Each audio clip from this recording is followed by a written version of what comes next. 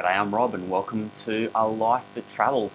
Today's live stream is all about Australian university rankings because there has been some news recently out with some new rankings that I'd like to share with you. Now obviously, deciding where you're going to go to university is like a massive decision. There's so much information out there and A Life That Travels is really about helping people to decide what comes next in life, whether that's like more study, going and working or going travelling. Like, these are some of your choices. This is meant to be unbiased information that's just there to help you. So what's this video about? Well, it's about some of the updates that have come recently with some of the international rankings and how that's affected Australian universities. We're also going to talk generally about what you should look for in a university anyway, not to mention other things you need to know and think about when it comes to university rankings in general. So by the end of this, hopefully you're going to feel a lot more confident and comfortable in terms of choosing which university you're going to go to. You're not going to be bamboozled by all of the propaganda that gets thrown at you by Australian institutions. And why do you know that this information is going to be helpful and trustworthy? Well, I've been working for about 20 years in and around Australian universities. I'm not working for a university anymore. I have no agenda in this, so this information comes from an authoritative source and it's unbiased. As always, please drop any comments that you have below in the comments, and I'll absolutely respond to you. Anything you want to know at all about particular institutions or how the rankings work and what have you, drop me a comment, and as always, please subscribe. That does help me out.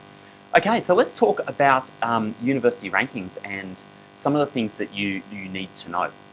Firstly, there have been some announcements recently from the Times Higher Education Group, THE, which runs one of the major international rankings for universities. And if you go to the university websites right now, you're going to find quite a few announcements about how they've succeeded in all of these different areas. But I wanted to pull out some of the ones of note. The first was from the University of Wollongong. So Times Higher Ed have started this new international university rankings, which they call the University Impact Rankings. And basically, it's related to how well universities are contributing in their communities, so local communities, national communities, global communities, towards the UN's Sustainable Development Goals. So the University of Wollongong ranked 13th in the world in this new ranking on the way it impacts local, national and global communities, which is an absolutely phenomenal result, and was certainly second highest in Australia. So an absolutely wonderful result from University of Wollongong. And if you haven't been down to Wollongong, it's a great institution that serves its local campus, its local community extremely well. It really knows its role in the local community outside Sydney, and punches above its weight in so many different ways. Recently was ranked very highly in the Australian rankings as well, just outside the top 10, which for a regional university is absolutely extraordinary. It was 17th in the world for mining as well, mining engineering, which is an absolutely phenomenal result.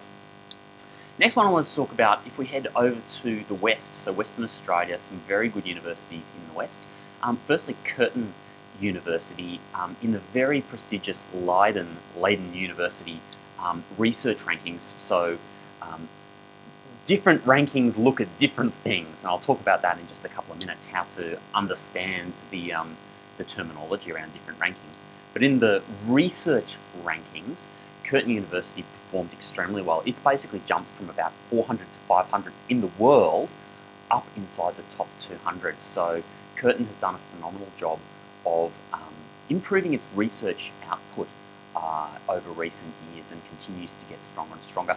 I was recently last year was at Curtin University shooting my very first Australian University review, and I was blown away by Curtin. It has done such an amazing job of creating this student interactive environment. So beanbags on the lawns and a hammock hotel and food carts and murals on the wall. It's such a engaging, friendly, warm place to be as a student. I really loved it. And clearly it's not just the student side of things where they've stepped up their game, but the research side of things as well, because climbing from 400 to 500th in the world up inside the top 200 is an absolutely phenomenal result. Now, also staying over in the West, Edith Cowan University has made some fantastic progress as well. One of the other rankings out there essentially looks at how well universities perform in their actual individual disciplines, and there are sort of 12 generic disciplines that they consider. So like business is one discipline area, even though business is like economics and accounting and marketing and everything. There's so many sub-disciplines, but in this major discipline area, there are 12 of them that this ranking looks at. Edith Cowan, and the ranking itself looks at is the university like at like average world level? Is it above world average, or is it very well above world average, or is it below or very far below? So basically, most universities sit right in the middle, like world level or on average.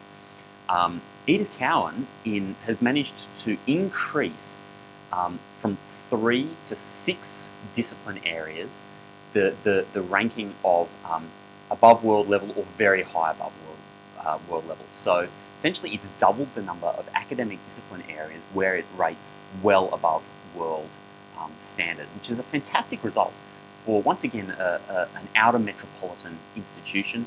A number of years ago, new Vice Chancellor started at Edith Cowan, really committed to improving research output and improving standards at the university, and has clearly delivered in many ways to have actually doubled the number of discipline areas that are performing so strongly. Now, my favourite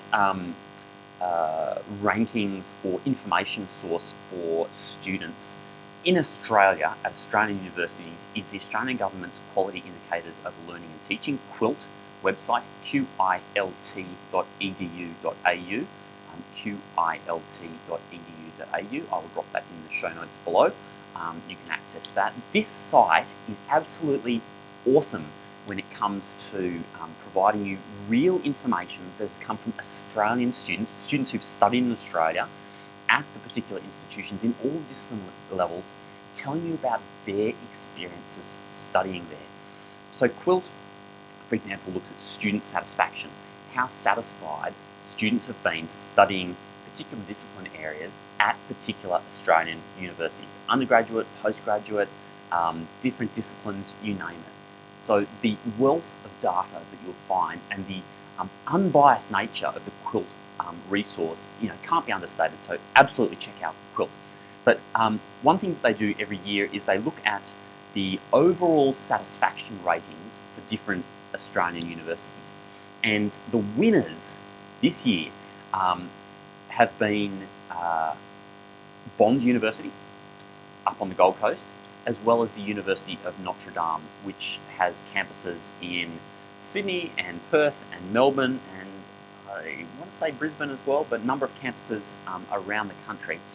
Both of those are smaller institutions, and student satisfaction, 89% of students were satisfied with their study experience, which is like 9 out of 10. You go to that university, 9 out of 10 times you're going to be satisfied with the experience. So that's an extraordinary result, given that the national average is somewhere around about 79%. So they well and truly perform above national average when it comes to student satisfaction, significantly above. Now, both Notre Dame and Bond University are smaller institutions, so you get much more of that kind of community feel to them, much more hands-on time with the people who will be teaching you.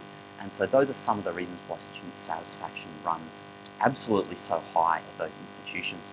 Now, that said, there are many universities that actually scored over 80, so above the national average. I'm just going to read them out to you.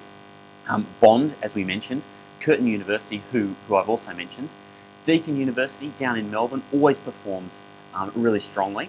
Edith Cowan, we've already mentioned, has really stepped up in terms of its academic performance.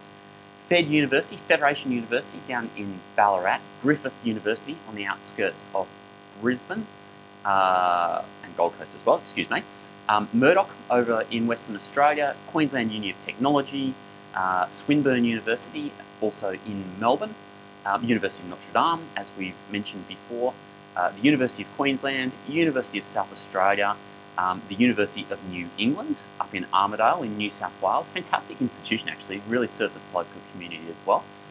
University of the Sunshine Coast, another regional institution that punches above its weight, and the University of Wollongong.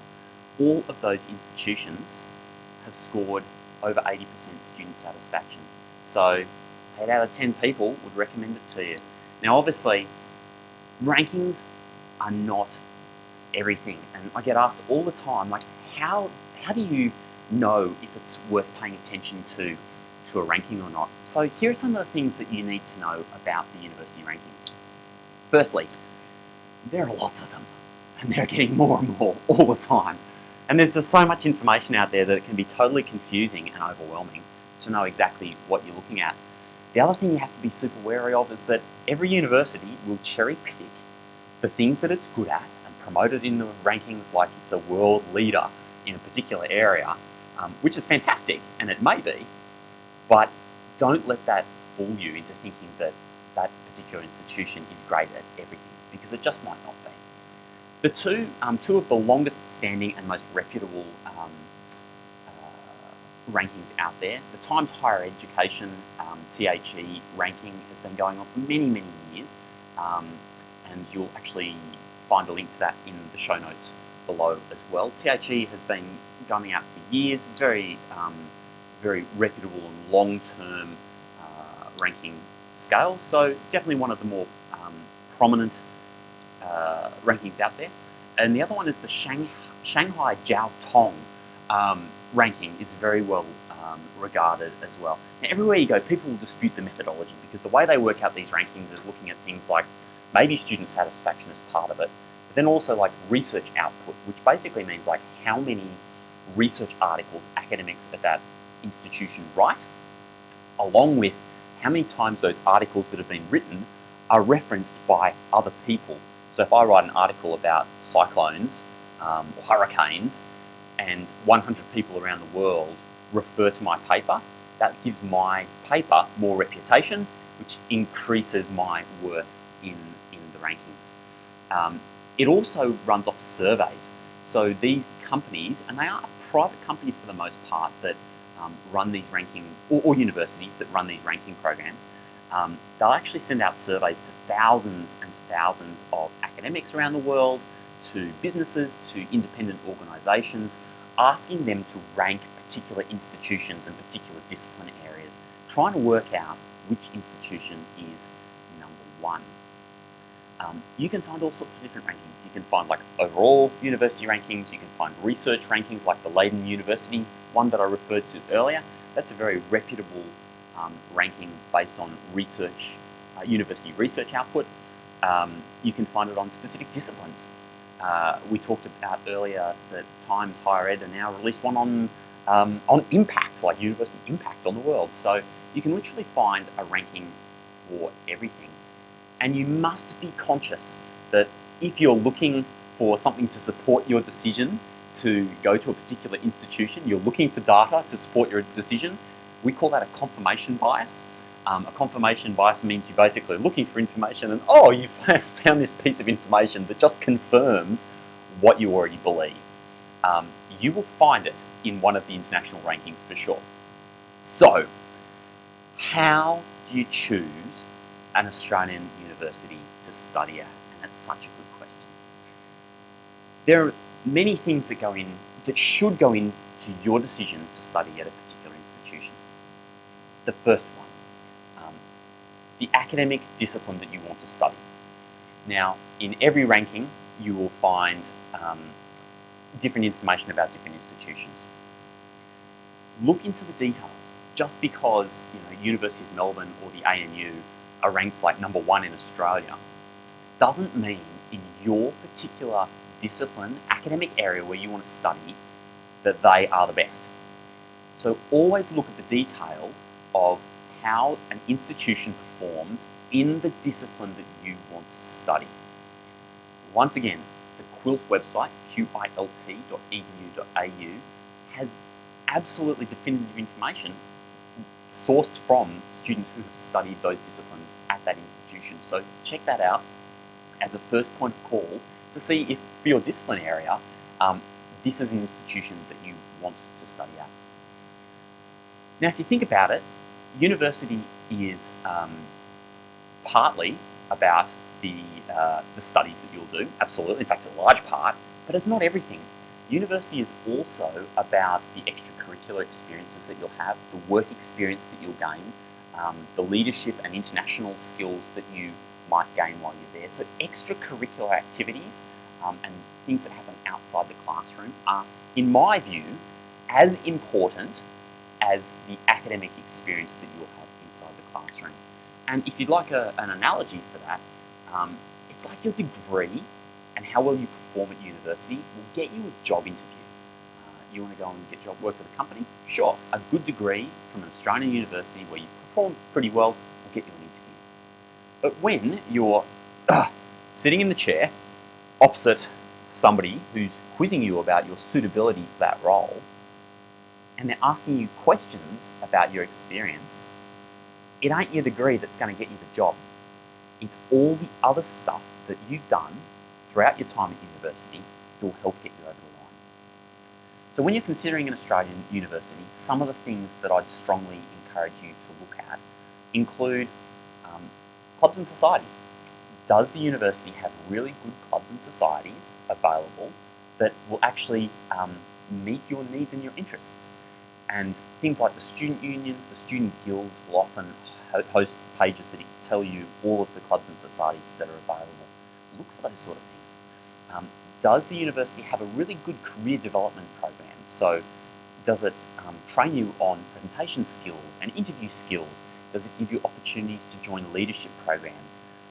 Universities like University of Newcastle, University of Technology Sydney, Macquarie Uni, Deakin, all have fantastic international leadership programs that help upskill you in various areas.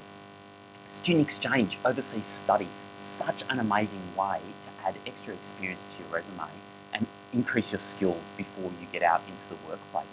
Which university has got the best international student mobility program that you can take part in? And these are amazing. Semester exchange, study tours, internships, short-term programs, leadership, volunteering. There are so many opportunities offshore for you to take part in. And those are the kind of stories that are absolutely going to get you a job. Make sure you look into the details of what's available at the institution that you are studying at. Outside of that, like, what else do you enjoy outside the classroom? Because life is more than just studying in books. Like, do you like the outdoors? Do you like going to restaurants and cafes? Do you like the party scene?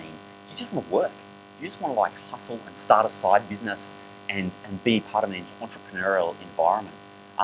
UTS in Sydney has got an amazing entrepreneurship centre, which is absolutely going great guns at the moment. Check them out, because if you want to start a business, you should be studying in a university where they actually offer entrepreneurial skills programs and support. So check out whether or not an institution has got those things in order to support you. Do you want to be in a big city? Do you want to be somewhere where you're in a community and you have a greater connection to the community because you want to be involved in community activities? So maybe instead of looking in a big city centre like Sydney CBD or Melbourne, maybe you want to go to an outer metropolitan campus like Wollongong or Newcastle here in New South Wales, or you want to go to somewhere like Deakin Waterfront down in Geelong outside Melbourne. There are so many different options in terms of the actual environment that you want to study in. So don't just be influenced by all the stuff that society tells you you need to pay attention to, right? So like your parents will put you under pressure, your brother and sister will like try and influence you in some way, your friends will, and then alongside that there's going to be all this noise that comes at you from high school careers counsellors, from the universities themselves, just from society in general, which is pushing you all in one direction. Try to block that out and think about what's really in your heart and what you're really interested in and you're really keen to pursue. And remember, guys, like, life is long. Even if you're watching this video and you're like 50 years old and you've had 2 careers already and you're interested in pivoting and trying something new and different, you always can. So you're never too young or old to try something new and just choose something that really interests you, that really fires you up and makes you passionate and gets you excited to learn about. Nothing will make your university experience better than studying a discipline and being in a place that actually fits you as a person. So try the best that you can to resist those outside influences. And when I say resist, I don't mean like be the wall that those comments bounce off, but like let them pass through you, right? Like when your high school career counsellor says, you need to go to one of Australia's most prestigious universities. Well, to hell with that, right? Like maybe that's important to you, but maybe it's just your careers counsellor's KPI, the key performance indicator, that they need to get more people admitted to that university because it makes them look better. So don't think about what's in other people's interests, think about what's in your interest. There we go. Hopefully that gives you a little bit more information and clarity about the global rankings and how various universities are ranked, how we work out how institutions are ranked in different ways, and most importantly, how to choose a university anyway. My big news for today is that starting from August, we are going to be running a live show for A Life That Travels, and we'll be having guests in and different people coming in to provide their advice, different stories, on a whole range of topics, all about trying to work out what is that next step for you, whether it's like further study, whether it's like going travelling, whether it's about even just starting a career, starting a business. All of that will be kicking off from August. I'm super pumped about it. So please make sure you subscribe and ring the bell as well, ding, ding, ding. And I look forward to keeping you up to date with all the exciting developments as we continue to push this project further. Good luck, whatever you're getting up to today. I hope it's a good one. I'm Rob Malicki, and this is A Life That Travels. And good luck for your life that travels. See you again soon.